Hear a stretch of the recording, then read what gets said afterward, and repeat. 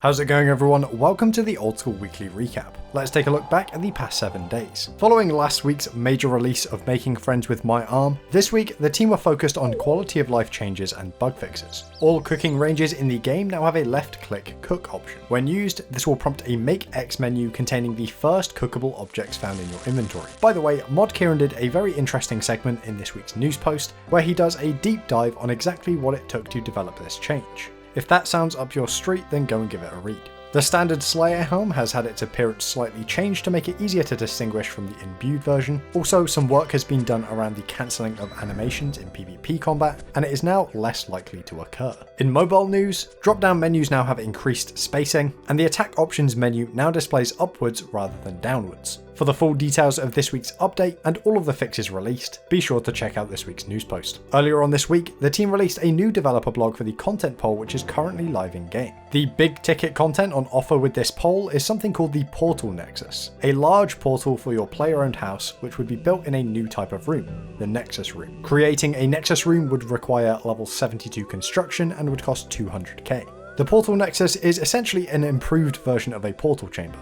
and it comes in 3 different tiers. Tier 1 requires level 72 construction and can teleport you to a maximum of 4 locations. The next tier up requires level 82 construction and provides a maximum of 8 locations, and the final tier, requiring 92 construction, removes the limit of potential destinations entirely.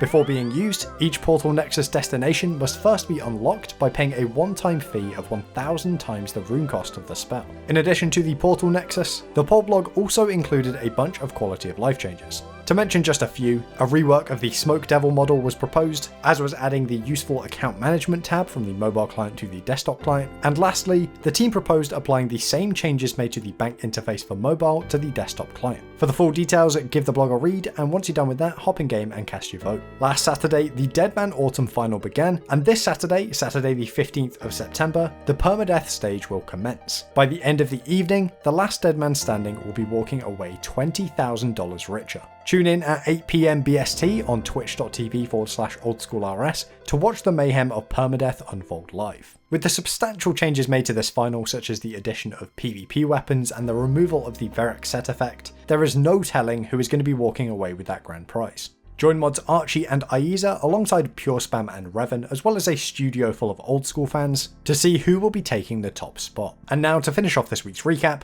let's take a look at the community spotlight. Over the course of the week, there has been the usual flood of content from all of the top Deadman content creators, and for this week's community spotlight, I would like to highlight just a couple. First up, Mika279. Mika is smashing the tournament so far and will without a doubt be going the distance. He has somehow managed to upload a progress video every single day of the tournament so far, while also being light years ahead in terms of progress. Mika consistently excels in Deadman, and his channel is a must-have subscription if you're a fan of Deadman content. I would also like to point you all in the direction of Ditter Bitter. He managed to get his hands on a Vesta longsword in the tournament, and he has been wreaking havoc with it ever since. If you thought the longsword alone was OP, just wait until you see it in Ditter's hands. He has 3 full-length VLSPK videos up on his channel right now, something which no other Deadman content creator can currently boast. If you want to get in the mood for the final on Saturday, I highly recommend you check both Mika and Ditter out. You can find links to their channels in the description. Anyway, that is all for this recap.